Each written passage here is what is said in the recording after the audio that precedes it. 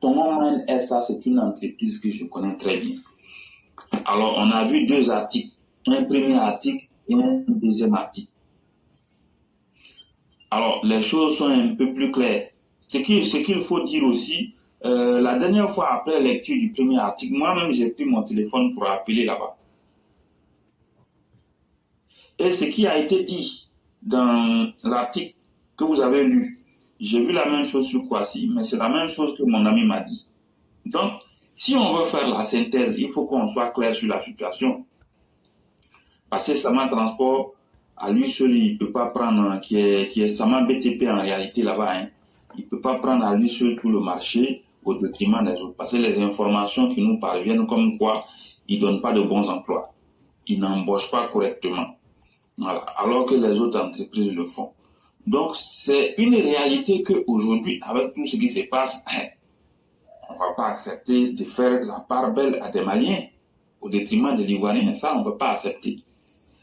Mais on ne peut pas aussi accepter que Sama, BTP, viennent instrumentaliser ou manipuler des villageois ou des riverains pour s'approprier tous les marchés et ne pas donner de bons emplois. Ça aussi, on ne peut pas accepter. Donc, nous interpellons les décideurs. Nous interpellons le gouvernement. Il faut qu'il jette un coup d'œil sur cette affaire pour tirer au clair. Voilà. S'il faut que ce soit d'autres entreprises ivoiriennes qui vont venir là-bas, des entreprises qui sont formellement constituées et qui sont respectueuses du droit de l'homme et du droit du travail. Parce que pour rappel, moi je vous ai dit, cette mine d'or, il y avait beaucoup de dérives là-bas en réalité. Il y avait un cabinet de placement là-bas, dont je ne citerai pas le nom, qui en réalité vraiment phagocytait les travailleurs. Prenez au départ, dans les années 2010-2011, cette affaire des 2 tiers contre 1 tiers dont j'ai parlé, un cabinet de placement qui est très bien reconnu dans la place publique en Côte d'Ivoire ici, avait recruté des travailleurs là-bas et pendant un bon moment s'appropriait les 2 tiers du revenu des travailleurs. Ça, c'est une réalité. Cette mine d'or, il y a eu ce problème-là. Et ce problème-là a été dénoncé autrement. Le cabinet a été mis à la porte. Après, il y a eu d'autres problèmes. Je suis au courant de beaucoup de choses. Après, il y a eu des licenciements. En réalité, les problèmes ne finissent jamais sur cette mine d'or. Oui, c'est une réalité.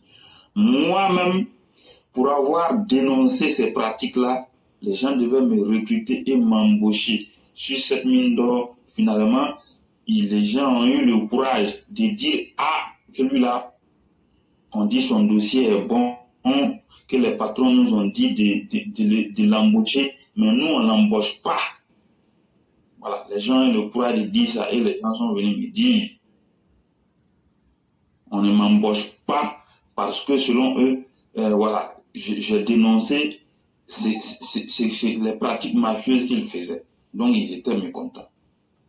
Mais par la suite, tous ceux qui travaillaient là-bas, qui faisaient ces pratiques-là, aujourd'hui, ils sont plus là-bas, ils les ont tous mis dehors. Parce qu'il y a eu plusieurs grèves, il y a eu beaucoup de problèmes là-bas. Donc, il y a plein qu'ils ont mis dehors, ils ont perdu leur emploi. Voilà. Vous avez dit que je dénonçais, vous ne me recrutez pas. Bon, finalement, on vous a mis à la porte. Donc, tant pis pour vous. Dans tous les cas de figure, c'est une mine d'or, les problèmes ne manquent jamais. Ça, je peux vous le garantir. En 2010, moi-même, j'ai pris moto. Pas les motos que vous connaissez, hein, les motos Kakomiap d'avant de nos parents. J'ai pris pour parcourir plus de la joie, pour aller chercher travail là-bas. J'ai fait au moins 1 semaine là-bas. Je connais très bien les sites, je sais ce qui se passe. J'ai des amis qui travaillent encore là-bas. Donc quand il y a quelque chose, il suffit de prendre mon téléphone comme ça pour appeler là, ce qui est là-bas, je crois. Voilà. Donc il faut que les décideurs regardent de très près ce qui se passe là-bas. Tous les problèmes qui y sont, il faut qu'on cherche à les résoudre. Donc voici ce que je voudrais dire. Si vous avez quelque chose à ajouter, je vous écoute. Vraiment, merci beaucoup le concurrent. Et sur la mine de Tongon, je crois que les avis se rejoignent et on ne pourra pas aussi céder à la manipulation. Et en même temps aussi, le problème des étrangers en Côte d'Ivoire où ils sont mieux traités que les nationaux, c'est aussi une injustice qu'il faut réparer. Et il faut le faire dans les conditions, dans les règles de l'art et sans entrer ou sans utiliser les voies de manipulation.